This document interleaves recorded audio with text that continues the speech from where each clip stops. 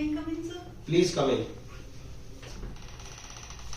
Good morning, sir. Very good morning. How are you? I'm fine, sir. You all well? Please have a seat. Thank you, sir. Your name is Ravita Rathore. Yes, sir. Okay. So first, tell me what is the meaning of Ravita? Sir Ravika का meaning होता है सूर्य की भांति चमकने वाला। Okay. हाँ जी sir. अच्छा, ये बताइए कि आपने आरएस का जो ये अटेम्प्ट दिया है, ये आपका पहला प्रयास था या इससे पहले भी कोई दिया? नहीं सर, ये मेरा पहला प्रयास था। अच्छा, चलो अपने बारे में कुछ बताइए। सर जैसा कि आपने बताया कि मेरा नाम रविका है, मैं राजस्थान के कोटपुतली बहरोड जिले की निवासी हूँ सर। सर मेरे पापा जी मुंबई में ड्राइविंग करते हैं, मेरी अम्मी आंगनबाड़ी में काम करते हैं सर, और मैंने अपनी एजुकेशन हरियाणा से पूरी की है सर। 10th में मैंने 78% मार्क्स स्कोर किए हैं सर, 12th में मैंने 70% मार्क्स स्कोर किए हैं सर। हायर एजुकेशन के लिए मैंने गुड़गांव एसजीटी यूनिवर्सिटी से अपनी पढ़ाई की है सर। मैंने बीएससी फॉरेंसिक साइंस से की है सर और मास्टर्स भी फॉरेंसिक साइंस से की है सर। मेरी क्वेश्चन डॉक्यूमेंट में स्पेशलाइजेशन है सर, और अभी मैंने आरएस के लिए अपना पहला प्रयास किया था सर। और यस सर। ओके, तो पहले प्रयास में आपने प्री और मेंस दोनों क्लियर किए हैं। चलिए आपको बहुत बहुत बधाई, आपने दोनों ही पहले प्रयास में किए। Thank you sir. अभी क्या लगता है आपको कि आपका इंटरव्यू कैसा जाने वाला है? सर मेरी प्रिपरेशन के अनुसार मुझे लगता है अच्छा जाएगा सर। अच्छा जाएगा, ओके ठीक है।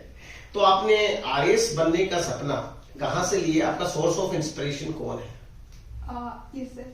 सर मुझे पहला बनना था सर हमारे गांव से सर। हमारे गांव से अभी भी कोई भी आरएस नहीं है सर। Okay. हमारे गांव की कंडीशंस भी बहुत अच्छी नहीं है सर, तो मुझे लगा इस सर्विस में वैरायटी ऑफ सर्विस बहुत ज्यादा है सर। मतलब हम गांव के बहुत सारे पहलुओं पे काम कर सकते हैं सर, हम सामाजिक स्थिति को गांव की बहुत अच्छी बना सकते हैं सर।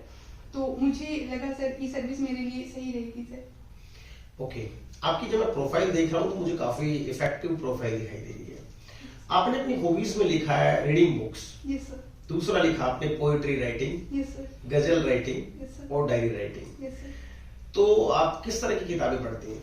सर मैंने कलाम साहब की बुक पढ़ी है सर, विंग्स ऑफ फायर, जिनमें उन्होंने अपनी ऑटोबायोग्राफी लिखी है सर। अच्छा। मैंने क्वेश्चन डॉक्यूमेंट के लिए बुक पढ़ी है सर, एल्बर्ट एएस बोन की सर, जिसमें हमें सर फोर्ज और क्वेश्चन डॉक्यूमेंट के बारे में पता चलता है सर।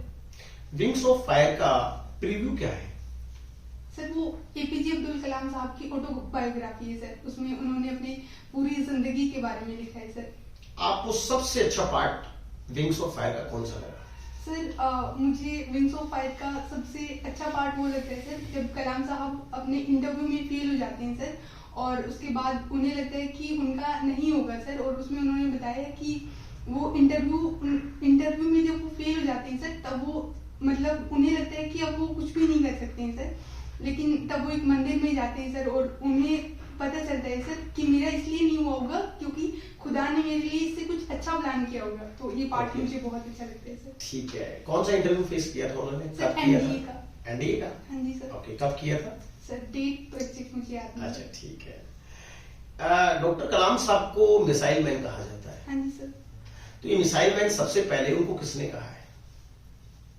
सॉरी सर, इसके बारे में तो आइडिया नहीं है मुझे। अच्छा, तो कलाम साहब को कौन कौन सी मिसाइल्स का श्रेय जाता है?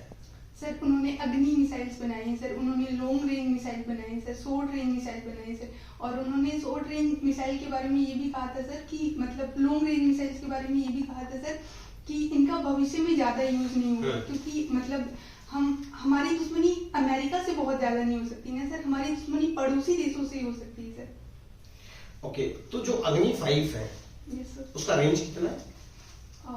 सॉरी सर, एग्जैक्ट नहीं है, मैं अच्छा। गेस कर सकती हूँ सर। अच्छा, कितना प्लीज करिए। सही 5000 किलोमीटर सर। ओके ठीक है। तो जो अग्नि बनी है, अग्नि के कितने वर्जन अभी तक बन चुके हैं? सर 5 वर्जन बन चुके हैं सर। ओके। Yes sir. अग्नि के अलावा और कौन कौन सी मिसाइल्स का श्रेय जाता है उनको? सर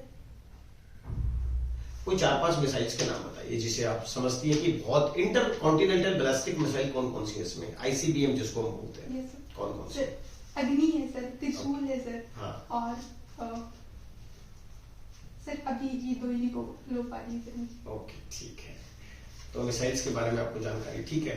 अभी बताइए आपको कि डॉक्टर कलाम साहब ने ऐसा कौन सा उनका लाइफ का दौर रहा कि उनको एक बार सुसाइडल दौर से गुजरना पड़ा? ऐसा सोचने को उस बुक में डिस्कस किया गया है। कब और उसके बाद वो उस स्थिति से कैसे उभरे? सर जब उनका एनडीए का इंटरव्यू क्लियर नहीं हुआ था सर, तो वही दौर उनके लिए सुसाइडल दौर रहा था सर। ओके, ठीक है। दूसरा, आपने डायरी राइटिंग लिखा है, कब से डायरी राइटिंग कर रही हैं आप? सर 10th क्लास से। 10th क्लास से? हाँ जी सर। तो ये किसने बताया आपको डायरी राइटिंग करना है?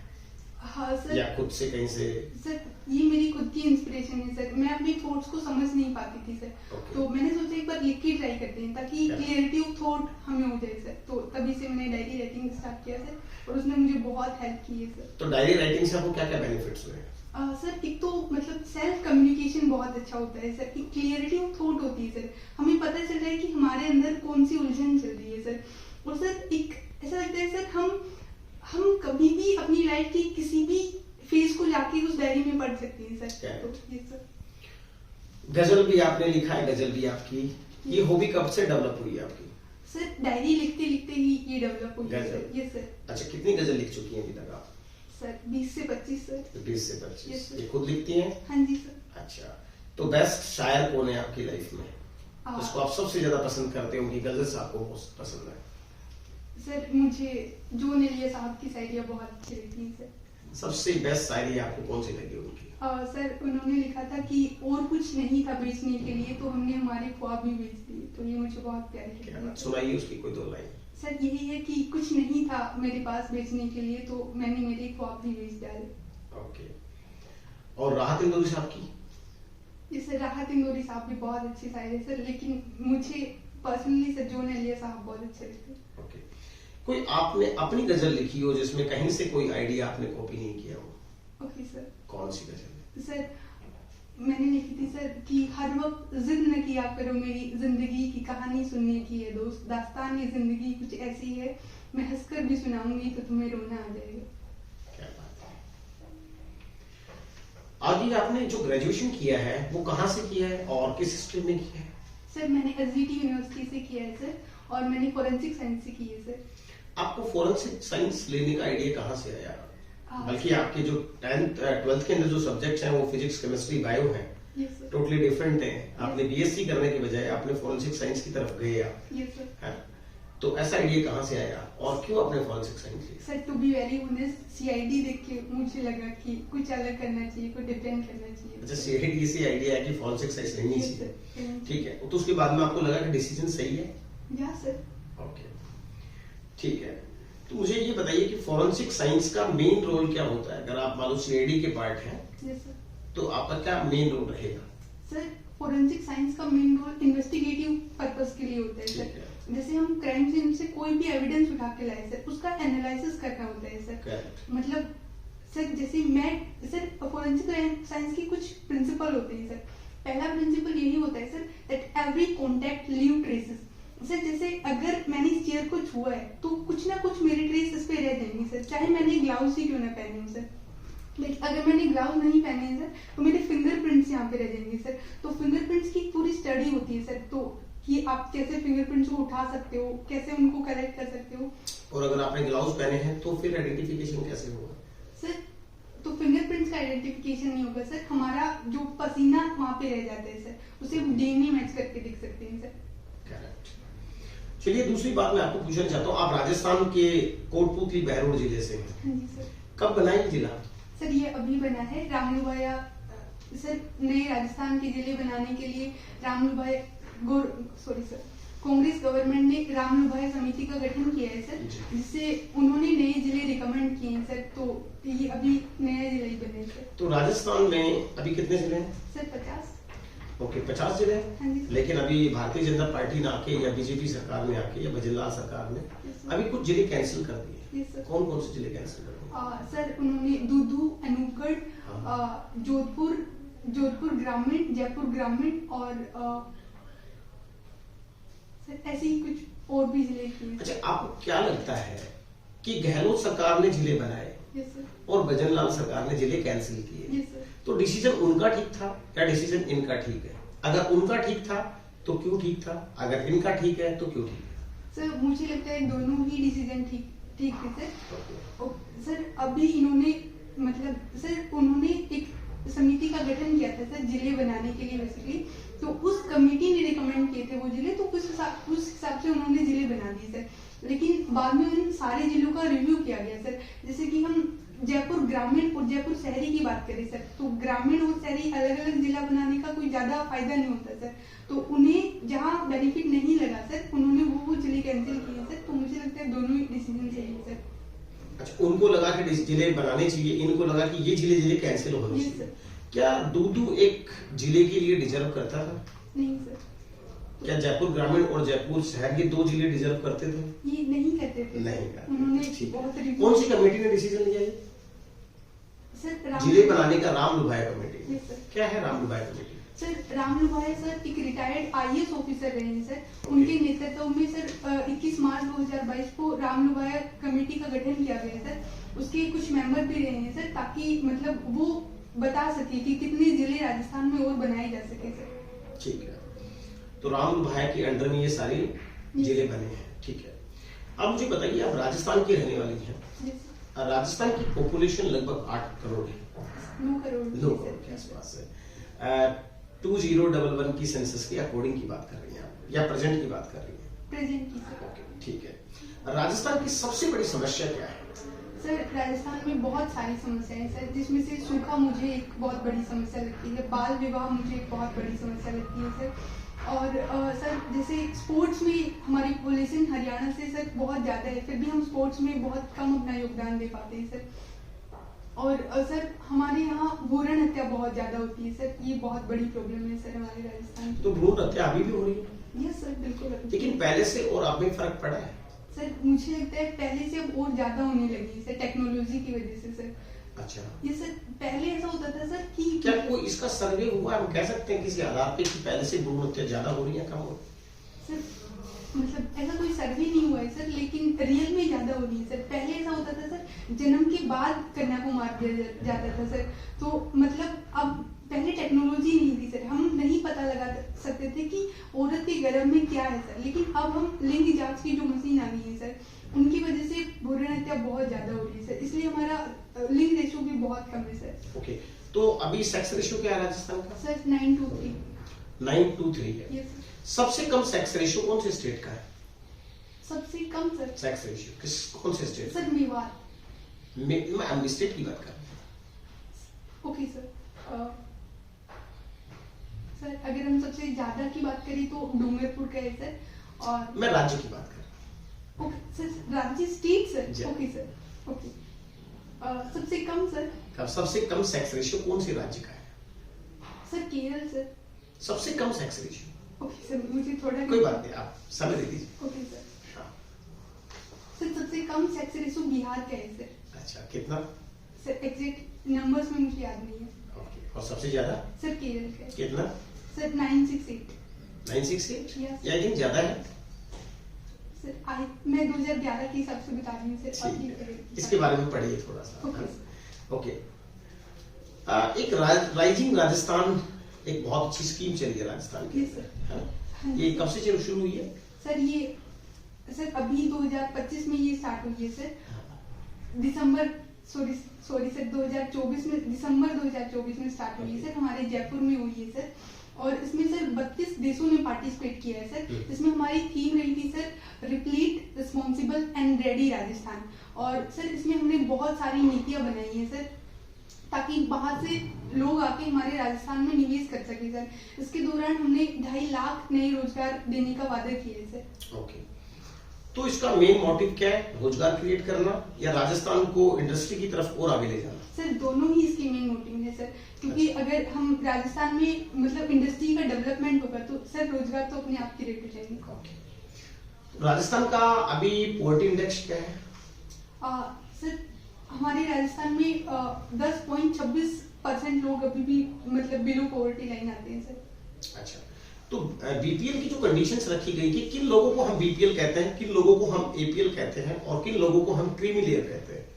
Sir BPL below poverty line sir, जिन लोगों को सर मतलब एक वक्त का मतलब दोनों सर बहुत सारी कमेटी बनाई गई है सर उसके लिए। क्राइटेरिया क्या है इसका? सर ओके सर, मतलब सर जिन लोगों को जिनके पास रोटी कपड़ा मकान नहीं होता है सर, उन लोगों को रखा जाता है सर बिलो पॉवर्टी लाइन। एक सिंपल सा इतना ही फंडा है इसका? नहीं सर, बहुत और भी। क्या हम सोर्स ऑफ इनकम या उसका इकोनॉमिकल बैकग्राउंड नहीं देखते? यस सर, वो सारी चीजें भी देखते हैं सर, क्या है? मेन मुझे वही लगता है सर कि रोटी कपड़ा मकान। तो प्रति व्यक्ति आय देखते हैं कि नहीं देखते इसमें? हाँ जी सर, बिल्कुल देखते। तो राजस्थान की प्रति व्यक्ति आय क्या है? सर राजस्थान की प्रति व्यक्ति आय है सर 97,000। 97,000। Yes sir. और बीपीएल की? सर बीपीएल का मुझे आइडिया नहीं है। क्रीमी लेयर से आप क्या समझते हो? सर क्रीमी लेयर जिनका मतलब सर जिनकी इनकम ज्यादा हो सर, उन्हें हम क्रीमी लेयर में इंक्लूड करते हैं सर। आपको लगता है कि राजस्थान के अंदर जो मेडिकल पॉलिसीज हैं वो देश के दूसरे राज्यों से कुछ अलग है? हाँ जी सर। तो राजस्थान की सबसे बढ़िया मेडिकल पॉलिसी आपकी कौन सी लगती है और उस मेडिकल पॉलिसी के कौन से कंपोनेंट आपको सबसे बेस्ट लगते हैं? ओके सर, सर मुझे राजस्थान की जो मेडिकल पॉलिसी है जो औरतों के लिए अभी चलाई गई है, माँ वाउचर योजना, मुझे वो बहुत अलग लगती है सर। लाइक सर जो गांव की जो औरतें होती हैं सर, उन्हें ना तो अवेयरनेस होती है कि उन्हें मतलब 9 महीने के दौरान बार बार अल्ट्रासाउंड कराना चाहिए, और ना उनके पास इतना सोर्स ऑफ इनकम होता है सर, या फिर गरीबी की वजह से भी कई बार औरतें नहीं करा पाती हैं सर। तो उसमें दोनों चीजें हैं सर, एक तो घर घर जाके एएनएम और आशा जो सहयोगी होती है वो उनको अवेयर करती हैं सर कि आपको मतलब अल्ट्रासाउंड कराना चाहिए सर, और ऊपर से सर गवर्नमेंट फ्री मतलब फ्री सुविधाएं उपलब्ध करा रही है, वो कहीं भी जाके अपनी अल्ट्रासाउंड फ्री करा सकती है सर। ओके। और चिरंजीवी योजना के बारे में क्या कहना है आपका? सर चिरंजीवी योजना भी अच्छी है सर, मतलब इसमें राजस्थान में 5 लाख तक का इलाज फ्री है सर। आपको क्या लगता है कि ये योजनाएं हैं एक गरीब व्यक्ति को मदद करती हैं, या योजना के बाद भी एक गरीब व्यक्ति को सफर करना पड़ता है? सर मतलब अगर मैं पर्सनली बताऊं सर, चिरंजीवी योजना में तो मतलब मेरे अब्बू का इलाज हुआ है सर, तो मुझे लगता है सर ये बहुत ज्यादा हेल्प करती है सर। मेरे अब्बू को कैंसर था सर, तो मतलब उससे उनका फ्री इलाज हुआ है सर, तो इट्स रियली हेल्प सर, बहुत हेल्प करती है। देश की सबसे बड़ी समस्या में से करप्शन भी एक है। Yes sir. क्या लगता है कि करप्शन को रोकने के लिए यस सर। एक मास लेवल पे करप्शन को रोकना है, यस सर। तो हम क्या कर सकते हैं? स्पेशली मैं राजस्थान की बात करूंगा। सर मुझे लगता है सर करप्शन को रोकने में गवर्नमेंट से ज्यादा लोगों का रोल होता है सर। अगर हमारे इथिक्स बहुत हाई होंगे सर, तो हम करप्शन बहुत कम करेंगे सर। सर हम करप्शन डर पैदा करके नहीं रोक सकते हैं सर, हम करप्शन हमारे इथिक्स को बहुत हाई करके रोक सकते हैं सर। तो मुझे लगता है सर हमें स्कूल्स में इथिकल एजुकेशन। क्या हमारे लॉज के अंदर कुछ चेंज करने की जरूरत है? नो सर, क्या एथिकल वैल्यूज आज लोगों में है? नहीं सर, आज लोगों में इथिकल वैल्यूज नहीं है सर, इसी की वजह से करप्शन होता है सर। अगर अभी हाल ही में जो करप्शन इंडेक्स की रिपोर्ट आई सर, उसमें फिनलैंड का नंबर सबसे ऊपर है सर, हमारा सर 92 पे नंबर है आउट ऑफ 180 कंट्रीज सर। तो सर अगर आप फिनलैंड की बात करेंगे सर, उसमें बहुत ज्यादा करप्शन को लेकर लॉ नहीं बनाए गए सर। और आप एक हमारे देश की बात करेंगे सर, तो हमारे देश में हर चीज के लिए लॉ है सर, तो लॉ से ज्यादा इफेक्ट नहीं। क्या फिनलैंड एक डेमोक्रेटिक कंट्री है? हाँ जी सर। ओके। कितनी पॉपुलेशन है फिनलैंड की? सर हाई मतलब एग्जैक्ट आइडिया नहीं है सर उनके, लेकिन बहुत कम है सर। रविका, आप मुस्लिम कम्युनिटी से आती हैं। हाँ जी सर। आपने देखा होगा कि हमारा देश धर्मनिरपेक्ष देश है, हाँ जी सर। और जगह जगह के हिंदू मुस्लिम झगड़े होते रहते हैं। आपने एक मेवात का सुना होगा, नूह का सुना होगा, या फिर अभी यूपी में चल रहा है एक। क्या लगता है कि ये जो झगड़े हैं ये ऐसे ही चलते रहेंगे, ये हिंदू और मुस्लिम की एकता के लिए भारत सरकार को या फिर हमारी जनता को या दोनों समाज को हिंदू मुस्लिम एकता के लिए ऐसा क्या करना चाहिए ताकि हमारे देश में हिंदू मुस्लिम ना होकर हिंदुस्तानी की बात की जाए? सर मुझे लगता है हिंदू मुस्लिम लड़ाइयों को खत्म करने के लिए मतलब समाज के हर तबके का रोल है सर। सबसे ज्यादा हिंदू मुस्लिम सर, आज आप किसी भी समाज में जाके देखेंगे सर, मुझे नहीं लगता कि हिंदुओं को मुसलमानों से खतरा है या मुसलमानों को हिंदुओं से खतरा है सर।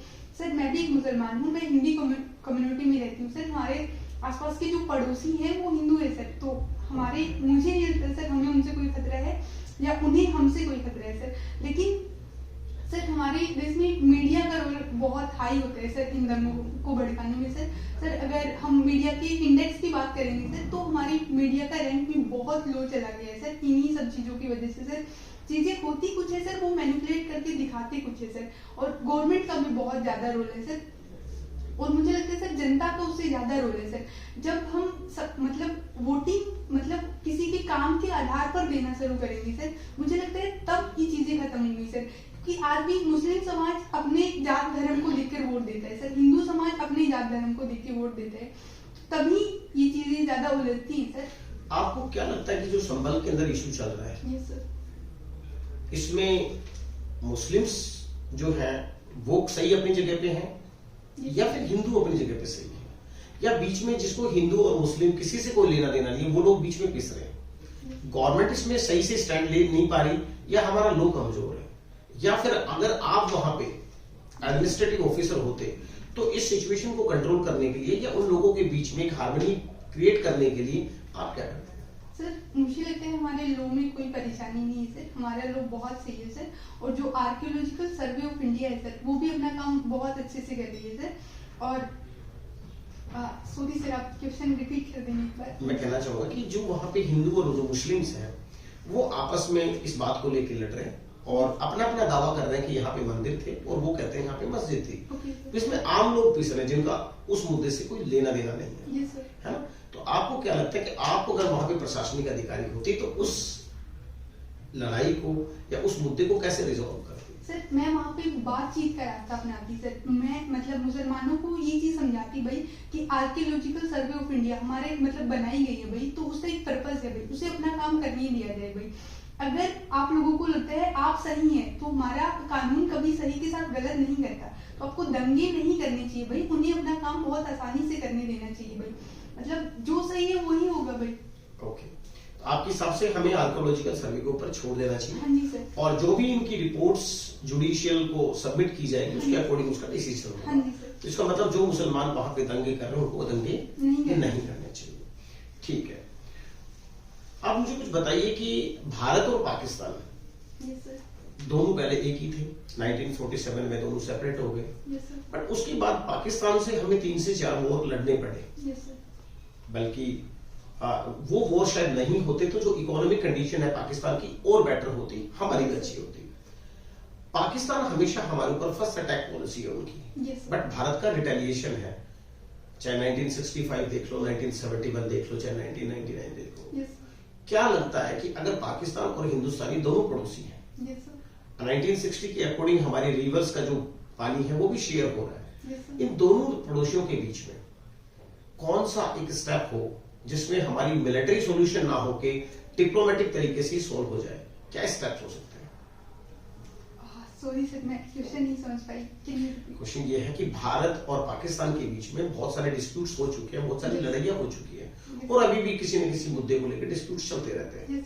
आपके अकॉर्डिंग हमें क्या करना चाहिए कि पाकिस्तान से जो हमारा रिलेशन है वो और फ्रूटफुल हो, या पाकिस्तान को क्या करना चाहिए कि हमारा रिलेशन उनसे फ्रूटफुल हो? ओके सर,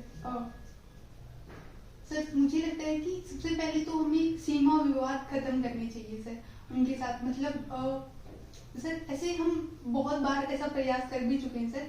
99 कारगिल वॉर से पहले सर, मतलब हमारे जो वहाँ उस समय के प्रधानमंत्री साहब थे सर, अटल बिहारी वाजपेयी साहब सर, वो वहाँ पे जाके भी आ चुके हैं, उन्हें 21 तोपों की सलामी दी गई थी सर। उसके बाद ये डिसाइड भी हो चुका था सर कि मतलब पहले की जो चीजें हो चुकी है उन सबको भुला दिया जाएगा, आगे से बहुत अच्छे रिश्ते स्थापित किए जाएंगे सर।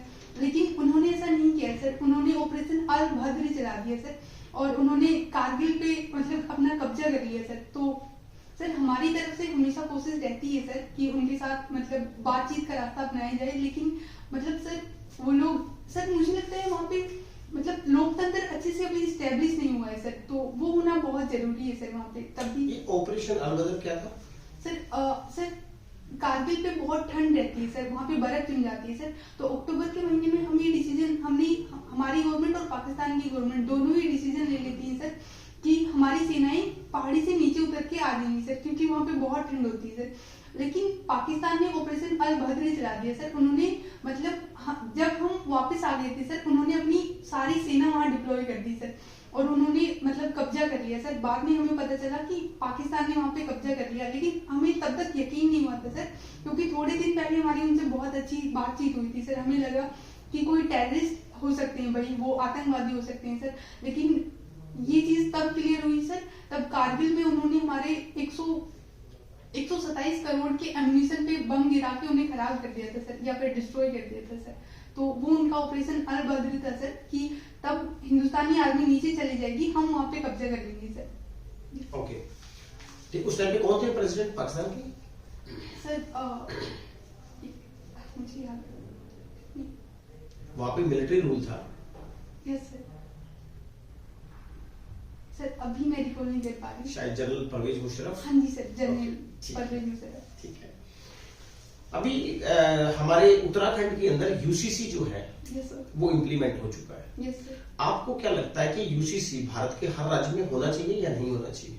हाँ जी सर, यूसीसी भारत के हर राज्य में होना चाहिए सर। जैसे सर हमारे यहाँ पे समान आचार संहिता है सर, समान दंड संहिता है सर, तो यूनिफॉर्म सिविल कोड भी होना चाहिए सर। अगर हम सारे ही कानून मान रहे हैं सर, तो हमें ये कानून भी मानने चाहिए सर। यूनिफॉर्म सिविल कोड में 3 चीजें हैं सर, कि एक तो विवाह के कानून समान होंगे, आप निकाह करिए, मतलब और निकाह करिए, फेरे करिए, उनसे कोई दिक्कत नहीं है सर। लेकिन आपके तलाक के कानून, आप सिर्फ एक ही शादी कर सकते हैं, आप 2 शादी नहीं कर सकते सर। दूसरा, उसमें 3 तलाक पे कहा गया है सर, कि आप मतलब 1 मिनट में किसी को तलाक नहीं दे सकते सर। आप 3 बार तलाक बोल के, तो उसमें 3 तलाक को खत्म किया गया है सर। और उसके बाद सर संपत्ति का समान अधिकार दिया गया है सर, कि जैसे हमारे पास पापा की संपत्ति में बेटियों का भी बराबर हक होगा सर। तो मुझे लगता है यूनिफॉर्म सिविल कोड सब जगह लागू होना चाहिए सर, वो बहुत अच्छे। लेकिन फिर भी इसका विरोध बहुत होता है। सर क्यों? सर मुझे लगता है कि भारत में जब पहले सती प्रथा थी सर, उसका भी विरोध हुआ है सर, तो अब इसका भी हो रहा है सर। तो सर परिवर्तन, मतलब मुझे लगता है सर परिवर्तन को समाज एकदम से एक्सेप्ट नहीं कर सकता सर, लेकिन जैसे सती प्रथा को एक्सेप्ट कर लिया सर, लोग इसको भी एक्सेप्ट कर लेंगे, लेकिन वक्त लगेगा सर। ठीक है, कि जो यूसीसी है अभी जिस एक स्टेट में लागू हुआ है, एक है 1 नेशन 1 इलेक्शन। अभी ऐसा हमारी सरकार करने जा रही है। इससे देश को बेनिफिट होगा या लॉस होगा? Sir 1 nation 1 election sir, sir sorry sir, repeat करेंगे आप प्लीज? हमारे देश में अभी 1 नेशन 1 इलेक्शन वाली पॉलिसी नहीं है। आपने देखा होगा कि विधानसभा के इलेक्शंस होते हैं स्टेट्स में, अलग टाइम पे होते हैं, और लोकसभा के इलेक्शंस अलग टाइम पे होते हैं, जिससे देश का जो एक्सपेंडिचर है वो बहुत ज्यादा बढ़ जाता है और काफी डिस्टर्बेंस भी हो जाता है, चाहे वो एग्जाम्स में हो या स्टेट्स की कोई अपनी पॉलिसीज को इम्प्लीमेंट करने में हो। तो आपको क्या लगता है कि हमारी सेंट्रल गवर्नमेंट को 1 नेशन 1 इलेक्शन देश में कर देना चाहिए? अगर करने से बेनिफिट है या ना करने से बेनिफिट है? ये जो हमारी पॉलिसी अभी चल रही है, एग्जिस्टिंग पॉलिसी, ये रहनी चाहिए? सर मुझे लगता है 1 नेशन 1 इलेक्शन करने से बेनिफिट है सर। एक तो वक्त का बेनिफिट हमें बहुत होगा सर, एक सर जो नाजायज खर्चा चुनाव पे हो जाता है सर, उससे बहुत बेनिफिट होगा सर। और सर चुनाव के दौरान एक छुट्टी की जाती है सर, स्कूल्स डिस्टर्ब होते हैं सर, तो वो कम होगा सर। सारी चीजें एक बार होगी, खत्म हो जाएंगी सर। तो मुझे लगता है 1 नेशन 1 इलेक्शन सही है सर। ठीक है, आपने बहुत सारी बातें करी 1962 वॉर के बारे में, 1965 के बारे में।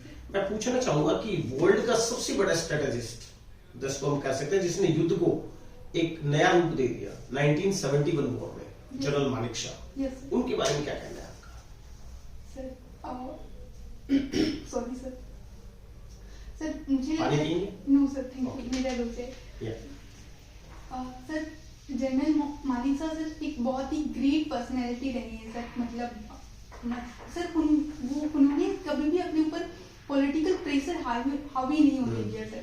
सर जैसे कि एक बहुत फेमस लाइन उनकी है सर, जब इंदिरा गांधी मैम ने उन्हें कहा था कि आपको अभी वॉर करनी चाहिए, तो उन्होंने कहा था कि आपका काम मैडम राजनीति संभालना है, मेरा काम सेना संभालना है, आप अपना काम कीजिए, मुझे अपना काम करने दीजिए। तो आई थिंक सर वो ग्रेट पर्सनैलिटी है। Okay, good. दूसरा बताइए, आपने काफी चीजें अच्छी बताई है मुझे। मैं पूछना चाहूंगा राजस्थान का जो टूरिज्म के अंदर रैंकिंग है, या राजस्थान में टूरिज्म को और ज्यादा बढ़ावा दिया जाए, या हमारे जो जितने भी फोर्ट्स हैं उनकी और अच्छी कंडीशन सुधारी जाए, ये कैसे पॉसिबल है? अगर आप एक एडमिनिस्ट्रेटिव ऑफिसर हैं या आप राजस्थान के सेक्रेटरी हैं, या फिर आपको थोड़ी देर के लिए टूरिज्म मिनिस्टर ऑफ राजस्थान बना दिया जाए, तो आप टूरिज्म को कैसे बढ़ावा देंगे? ओके सर, मुझे लगता है सर हमें टूरिज्म को भी उद्योग का दर्जा दे देना चाहिए सर, क्योंकि उससे चीजें हाईलाइट बहुत ज्यादा होंगी सर। हमें अलग अलग सर्किट डिफाइन कर देने चाहिए सर। जैसे बुद्धा सर्किट अलग होना चाहिए सर। जब यदि कोई जैन लोग राजस्थान में घूमने आते हैं सर, तो मतलब उन्हें आसानी हो सर, चीजें हाईलाइट हो सर कि बुद्ध सर का राजस्थान से यहाँ लेना देना है सर। सर जो हमारे धार्मिक सर्किट अलग होना चाहिए सर। जैसे अजमेर है सर, पुष्कर है सर। अजमेर में दोनों ही धर्मों के बहुत मतलब बड़े तीर्थस्थल माने जाते हैं सर। तो हमें ऐसे अलग अलग करके सर्किट बना देने चाहिए सर राजस्थान में, कि मतलब बुद्ध सर्किट अलग हो सर, धार्मिक सर्किट अलग हो सर, और आप वाइल्ड लाइफ सेंचुरीज अलग हो सर, और जो हमारे फोर्ट्स है उनका सर्किट अलग हो सर। और टूरिज्म जैसे सर अभी हमारी गवर्नमेंट में बहुत अच्छे तरीके से काम करती आ रही है सर। हमने जो शुभांकर है सर, वो ऊंट को बनाया है सर, तो लोगों की जिज्ञासा हो सर कि ऊंट क्या है सर, वो आए सर, रेगिस्तान में जाएं, देखें सर। और एक और सर, मुझे हमारे राजस्थान का जो स्लोगन है सर, पधारो हमारे देश, वो बहुत अच्छा लगता है सर। आप बहुत संक्षिप्त में बताइए कि 5 कौन कौन से स्टेप हमें लिए जाए, ओके सर, इफेक्टिव स्टेप, जिससे हमारा टूरिज्म जो है वो और ज्यादा बढ़े। Okay sir. सर सबसे पहला मुझे लगता है कि हमें टूरिज्म को उद्योग का दर्जा देना। आपके पास 1 मिनट का समय। Okay sir. सर मुझे लगता है कि हमें टूरिज्म को उद्योग का दर्जा देना चाहिए सर। अलग अलग सर्किट डिफाइन किए जाने से चाहिए सर। एक बहुत 2-3 मिनट की शॉर्ट मूवी बनानी चाहिए सर हमें, हमारे पूरे राजस्थान के कल्चर पे, जिसमें हम हमारे राजस्थान का पूरा कल्चर वाइंड अप कर सके सर।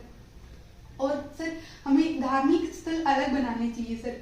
सर जो टूरिस्ट आते हैं उनके लिए मतलब अलग से, सॉरी सर, जो टूरिस्ट आते हैं सर उनके लिए हमें गवर्नमेंट की बेस मतलब गवर्नमेंट के खर्चे पर गाइड उपलब्ध कराने चाहिए सर, ताकि वो उन्हें बहुत डिटेल से जानकारियां दे पाए सर। हमें जो टूरिस्ट आते हैं, फॉरेन टूरिस्ट स्पेशली, उनकी सिक्योरिटी के लिए कुछ हमारे देश में सही कानून है या उसमें कुछ सुधार की आवश्यकता है? सर मुझे लगता है सही कानून है सर हमारे देश में टूरिस्ट की सिक्योरिटी के लिए। लेकिन सर हाँ, उनके साथ एक चीज दिक्कत हो जाती है सर कि वो मतलब बाहर से आते हैं सर, और वो यहाँ पे आके अगर कुछ सोने की चीजें खरीदते हैं सर, तो हम उन्हें फेक चीजें पकड़ा देते हैं सर। अभी भी गाइडलाइंस, उनके देश में गाइडलाइन जारी हुई है सर कि अगर आप राजस्थान जाएं तो वहां से कुछ सोने की चीजें ना खरीदे भाई, वो आपको पीतल या ऐसे कुछ करके चीजें दे देंगे सर। मुझे पर्सनली लगता है सर इस चीज पे लॉ हमें बनाया जाना चाहिए सर, ताकि हमारे राजस्थान की इमेज मतलब विश्व लेवल पे खराब ना हो। ठीक है, एक अच्छा एडमिनिस्ट्रेटर बनने जा रहे हैं आप। Yes sir. एक अच्छा एडमिनिस्ट्रेटर के अंदर कौन कौन से गुण होने चाहिए? सर मुझे कोई 5 अच्छे गुण। सर मुझे लगता है कि दो मेन क्वालिटी सबसे ज्यादा जरूरी है सर। एक डिसीजन मेकिंग सर एंड एक डेयरिंग सर, और एथिक्स होना चाहिए सर हमारे अंदर बहुत ज्यादा सर। एक टाइम मैनेजमेंट का बहुत ज्यादा रोल होना चाहिए सर। Yes sir. एथिक्स होनी चाहिए, यस सर। टाइम मैनेजमेंट होना चाहिए, यस सर। और डेयरिंग होनी चाहिए, डिसीजंस होने चाहिए। ठीक है, तो आपको क्या लगता है कि हमारे राजस्थान में सबसे अच्छे आरएएस ऑफिसर अभी तक कौन है, जिससे आप अपना सोर्स ऑफ इंस्पिरेशन कह सकती हैं कि वो डेयरिंग भी थे, वो डिसीजन मेकर भी थे, वो बहुत एथिकल थे? कौन है सर? मुझे आईएएस मैम लगती है, टीना डाबी मैम। एक तो सर उन्होंने बहुत मतलब पहले प्रयास में अपना अटेम्प्ट क्लियर कर दिया। नहीं, हमारे इसकी बात कर रहे हैं। सर आरएएस में तो मुझे ऐसे नहीं लगती सर। कोई नहीं। ठीक है, आपकी लाइफ में सबसे बड़े सोर्स ऑफ इंस्पिरेशन कौन हुए जिन्होंने आपको आरएएस की तरफ टर्न किया? सर कलाम साहब। डॉक्टर कलाम साहब। जी सर। आपकी फैमिली में कोई, आप किसे अपना आदर्श मानती हैं? सर मेरे से जी, आपके चाचा जी। चाचा जी को मानती हैं।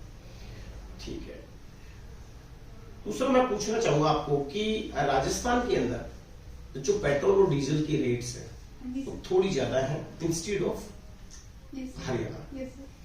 क्या रीजन है? वहां पे भी वही गवर्नमेंट है, यहाँ पे भी वही गवर्नमेंट है। Yes sir. इवन बॉर्डर भी हम एक दूसरे से शेयर कर रहे हैं। Yes sir. तो वहां पे जो पेट्रोल डीजल है वो थोड़ा सस्ता है यस सर। राजस्थान से। Yes sir. क्या कारण? सर एग्जैक्ट तो मुझे नहीं पता, लेकिन मैं गेस कर सकती हूँ sir. I think geographical conditions के हिसाब से हो सकते हैं सर, मतलब कि ज्यादा हो सकते, पॉपुलेशन के हिसाब से भी हो सकते हैं सर। हमारी पॉपुलेशन ज्यादा है। क्या हमारा जीएसटी और एसजीएसटी लगता है इन दोनों पे, पेट्रोल डीजल पे? हाँ जी सर। लगता है। हाँ जी सर। या वैट लगता है? सर जीएसटी और एसजीएसटी लगते हैं सर। ओके, तो इसका मतलब सरकार दोनों, जब एक ही वो पार्ट है, दोनों भारतीय जनता पार्टी की सरकार है, तो आपको लगता है दोनों में डीजल पेट्रोल की प्राइसेस सेम होनी चाहिए? यस सर, सेम होनी चाहिए। कैसे हमारी ज्योग्राफिकल कंडीशन पेट्रोल डीजल को इफेक्ट डाल रही है? सर आई थिंक हमारे यहाँ टेम्परेचर बहुत ज़्यादा होता है सर, और टेम्परेचर ज़्यादा होता है तो सर मतलब आप पेट्रोल और डीजल में थोड़ी सी भी हीट से स्पार्क हो सकती है सर। अभी जयपुर में भी हमारी घटना हुई थी सर, मतलब जब वो डीजल का ट्रक जा रहा था सर, बहुत ज़्यादा इसका रेट से क्या लेते हैं? सर मेंटेनेंस कॉस्ट ज़्यादा लगती है ना सर, आई थिंक। ठीक है, मुझे कोई दो नेशनल इश्यू जो करंट में चल रहे हैं और दो इंटरनेशनल इश्यूज बताइए। सर दो नेशनल इशू तो अभी सर वही इशू चल रहे हैं सर हमारे यहाँ, तो सॉरी सर अगर हम नेशनल इशू की बात करें सर, तो सबसे ज्यादा बड़ा नेशनल इशू अब हमारे यहाँ यही चल रहा है सर कि मस्जिद के नीचे मंदिर ढूंढना है सर, तो ये सबसे बड़ा नेशनल इशू इस समय मुझे लगता है सर। जैसे अभी हमारा जो सर शेयर मार्केट भी अभी हमारा बहुत नीचे गिरा है सर, तो ये भी बड़ा नेशनल इशू है सर। बहुत सारे विदेशी इन्वेस्टरों ने हमारे यहाँ से करोड़ों रुपए निकाल दिए सर, मतलब क्योंकि हमारा शेयर मार्केट नीचे गिर रहा है सर। कितना जीडीपी माना सर इंडिया की sir 3 trillion dollar sir, India की जीडीपी? हाँ जी सर। ओके, और राजस्थान का जीडीपी में कितना शेयर है sir? 4 point sir, 4 point something. सबसे ज्यादा जीडीपी में किसका शेयर है सर? महाराष्ट्र। और सबसे कम? सर बिहार। ठीक है, तो आपको क्या लगता है दो ही समस्या है प्रेजेंट में चल रही है? कोई स्पोर्ट्स की न्यूज बताइए आप जो भी करंट में चल रही है। हाँ सॉरी सर, स्पोर्ट्स का तो आइडिया नहीं है। कोई चैंपियंस ट्रॉफी वगैरह के बारे में, सॉरी बैडमिंटन टेनिस के बारे में? स्पोर्ट्स ठीक है, कोई इंटरनेशनल इशू जो सबसे बड़ा इशू आज की डेट में बना हुआ है? सर मुझे लगता है कि अभी इंटरनेशनल इशू एक तो रशिया यूक्रेन वॉर है सर, बहुत बड़ा इशू बना हुआ है। अच्छा, रशिया यूक्रेन जो वॉर हुआ है इससे भारत को कोई प्रभावित किया किसी चीज? सर ये सर बहुत इफेक्ट हुआ है सर। एक तो सर यूक्रेन में स्टेपीज घास के मैदान है सर, जिन्हें bread basket of the world कहा जाता है सर। यूक्रेन गेहूं का सबसे बड़ा निर्यातक है सर, तो उसमें वॉर होने की वजह से सर अब भारत निर्यात करने लगा है सर गेहूं का, तो इस चीज का इफेक्ट हमें हुआ है सर। एक हम रसिया से ऑयल इंपोर्ट करते हैं सर, तो उस चीज में मतलब सॉरी सर, मतलब कच्चा तेल इंपोर्ट करते हैं रशिया से? क्या सर? कच्चा तेल? हाँ जी। क्रूड ऑयल इंपोर्ट करते हैं? हाँ जी सर। कितना? कौन कौन सी कंट्रीज ऐसी हैं जिससे हम क्रूड ऑयल इंपोर्ट करते हैं? सर हम रसिया से करते हैं सर, और जो सऊदी अरेबिया से करते हैं सर, ईरान से करते हैं सर। अभी नहीं याद कर पा रही हूँ। और यूरेनियम कहाँ से इंपोर्ट करते हैं? यूरेनियम सर हम अमेरिका से करते हैं सर, कजाकिस्तान से करते हैं सर, ऑस्ट्रेलिया से करते हैं सर, किर्गिस्तान से करते हैं। भारत में कितना % यूरेनियम अभी? सॉरी सर, एग्जैक्ट आइडिया नहीं है मुझे। कितने न्यूक्लियर रिएक्टर्स हैं भारत में? सर शायद 7 न्यूक्लियर रिएक्टर हैं। दोबारा से सोचिए। और कितने फंक्शनल हैं, कितने अभी रुके हुए हैं? सर एग्जैक्ट आइडिया नहीं है मुझे इसके बारे में अभी।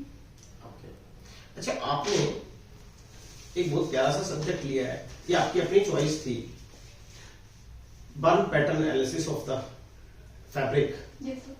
क्या मतलब है इसका?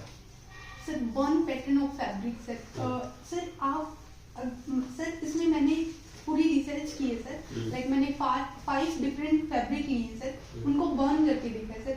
सर अगर आप किसी भी फैब्रिक को विदाउट पेट्रोल या डीजल के बर्न करेंगे सर, और उसका जो बर्न रेसिड्यू बचेगा सर, उसको माइक्रोस्कोप के नीचे एनालिसिस करके देखेंगे सर, तो आपको पता लगेगा सर उसका बर्न पैटर्न बिल्कुल डिफरेंट है सर। अगर किसी में केरोसिन डाल के आप उसको बर्न करेंगे सर और उसको एनालाइज करेंगे सर, तो आपको पता चलेगा सर इसका बर्न पैटर्न बिल्कुल डिफरेंट है सर। ऐसे ही डीजल के साथ होता है सर, मतलब सर अगर आप केरोसिन डाल के बर्न पैटर्न एनालिसिस करते हैं तो वो बिल्कुल अलग होगा सर, विदाउट उसके करते हैं तो वो बिल्कुल अलग होगा। तो तीनों का चेन रिएक्शन कैसे होता है sir? What sir? Chain reaction कैसे होता है? बर्न पैटर्न जो है, आपने उसको जलाया, एक को डीजल से, एक को पेट्रोल से, या एक को किसी और बर्निंग प्रोडक्ट से, तीनों के अंदर जो डिफरेंस क्रिएट हुआ वो क्या क्या डिफरेंस हुआ? पेट्रोल से क्या हुआ, डीजल से क्या हुआ, और केरोसिन से क्या हुआ? सर अगर मैंने 3 चीजें ली थी सर, एक सेम फैब्रिक ले लिया आपने? ये सर। सर एक को विदाउट किसी भी मतलब एक्सेलरेंट के हमने बर्न किया सर, उसका बर्न पैटर्न ज्यादा डैमेज नहीं होता है सर, आप क्लियरली देख सकते हैं माइक्रोस्कोप में, आप पता लगा सकते हैं कि कौन सा फैब्रिक था सर। अगर हम केरोसिन डालेंगे सर तो वो पेट्रोल की कंपेयर में कम बर्न करेगा सर, तो उसका भी फैब्रिक आप इजीली मतलब देख सकते हैं माइक्रोस्कोप के अंदर। लेकिन अगर आपने किसी फैब्रिक को पेट्रोल डाल के बर्न किया है सर तो वो कंप्लीटली डिस्ट्रॉय हो जाएगा सर, उसका कोई बर्न पैटर्न आप एनालिसिस ही नहीं कर सकते सर। इस स्टडी का सबसे ज्यादा मेन रोल क्राइम सीन में होता है सर। कई बार जो डोवरी के केस होते हैं सर उसमें हम क्या करते हैं सर, वुमेन को पेट्रोल डाल के बर्न कर दिया जाता है सर, और ये कहा जाता है कि ये एक्सीडेंटल फायरिंग थी सर। तो उस वहां पे जो फैब्रिक अवेलेबल है सर उसका एनालिसिस करके हम ये बता सकते हैं कि ये जो फायर हुआ है ये एक्सीडेंटल फायरिंग थी या इंटेंशनल फायरिंग थी सर। ओके, इससे आप जज कर सकते हैं? हाँ जी सर, बिल्कुल सर। ओके, चलिए लास्ट क्वेश्चन है आपसे, हमारा सबसे बड़ा दुश्मन कौन है, पाकिस्तान, चाइना या Bangladesh? Sir I think China. कैसे? सर क्योंकि सर एक तो उसने हमारा एक्साई चीन कब्जा कर लिया है सर, और एक उसकी इकोनॉमी बहुत हाई है सर। उन्होंने कब्जा किया या हमने डोनेट कर दिया? नहीं सर, उन्होंने कब्जा किया है सर। कैसे, कब? सर 1962 वॉर में उन्होंने एक्साई चीन पे कब्जा कर लिया था सर। तो हमने उसका रिटेलिएशन क्यों नहीं किया उस समय? सर हमारी इकोनॉमी बहुत ज्यादा अच्छी नहीं थी सर, चीन की इकोनॉमी उस समय बहुत ज्यादा अच्छी थी सर, और मुझे लगता है सर उस समय हम आजाद ही हुए थे सर। और सर मैं इसको डिटेल में एक्सप्लेन कर सकती हूँ। Okay sir. सर उस समय मुझे लगता है सर हमारे कुछ पॉलिटिकल प्रॉब्लम भी थे सर, उस समय वॉर डिक्लेयर हो चुकी थी सर, जो और हमारे जो प्रधानमंत्री नेहरू सर थे सर वो काठमांडू में थे सर, उन्होंने काठमांडू से वॉर डिक्लेयर कर दी सर। और जो हमारे रक्षा मंत्री थे सर की करके उनका कुछ नाम था सर, हाँ जी सर, की मैनन उनका नाम था सर, उन्होंने हमारी नेवी और एयरफोर्स को एंट्री नहीं करने दी सर, उस वॉर में हिस्सा ही नहीं लेने दिया सर। उन्हें लगता था कि वॉर बहुत बड़ी हो जाएगी सर, और एक मुझे लगता है सर नेहरू सर उस समय अपनी मतलब इंटरनेशनल एक शांति प्रिय छवि बनाना चाहते थे, इसलिए अपने वो युद्ध को टालना चाहते थे सर। और सर एक बहुत मतलब मुझे जो पर्सनली लगता है सर हमारी इकोनॉमिक कंडीशन उस समय अच्छी नहीं थी सर, हम आजादी हुई थी सर, हम एक डेवलपिंग कंट्री थे सर। तो एक्साई चीन हमारा हिस्सा है? हाँ जी सर। कितना हिस्सा है वो? सर शायद वो 30% हिस्सा है sir. 30% of total area of India? No sir. Total area of Jammu and Kashmir? Yes sir. क्या करना चाहिए? सॉरी सर, 10% हिस्सा है वो। 10% of Jammu Kashmir? Jammu Kashmir. 10% of Ladakh only? Ladakh only sir. Sure? Yes sir. Okay, कैसे ले सकते हो वापस? हाँ सर, हम युद्ध करके ले सकते हैं सर। कोई तरीका नहीं? सर चाइना से बातचीत का रास्ता तो हमने पहले भी अपना के देखा है सर, तो मतलब चाइना अपनी बातों पे रहा नहीं सर, जैसे पंचशील समझौता उसने खारिज कर दिया था सर, तो मुझे लगता है कब हुआ था पंचशील समझौता? सर 1962 वॉर से पहले हुआ था सर। 1954 में? हाँ जी। ओके, क्या था पंचशील समझौता? सर उसमें ये हुआ था सर कि इंडो चीनी भाई भाई है सर, मतलब चाइना कभी भी हम पे हमला नहीं करेगा सर, और वो हमें सपोर्ट करेगा सर, बट उसने हमला कर दिया सर। ठीक है रविता, मैंने आपसे बहुत सारे प्रश्न पूछे और मुझे उम्मीद है आपने सभी का संतोषजनक जवाब दिया है। आप मुझसे कुछ पूछना चाहते हैं? No sir. चलिए, wish you all the best, God bless you for your success anywhere. God bless you.